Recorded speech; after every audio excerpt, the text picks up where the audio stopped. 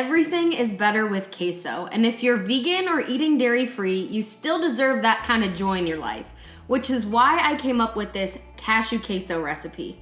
Hey there, I'm Molly Thompson from What Molly Made. Welcome back to my kitchen where we make good food that makes you feel good too.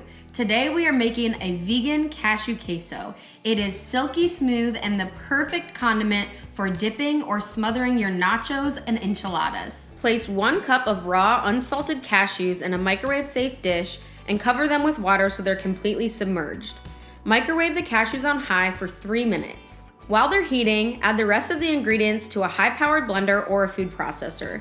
You need 3/4 a cup of hot water, 1/3 a cup of nutritional yeast, 1/4 a cup of mild chunky salsa, 1 clove of garlic, 1/2 teaspoon of chili powder, 1/2 teaspoon of paprika, 1/2 teaspoon of ground cumin, and 1/2 teaspoon of kosher salt.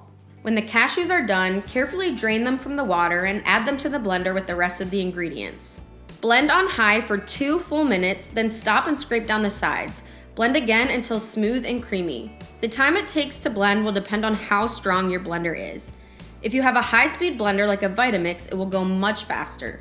If it's not as strong, it could take another 6 to 7 minutes to become smooth. Serve it right away with chips or on top of your favorite recipes. You can also store it in the fridge for up to 5 days.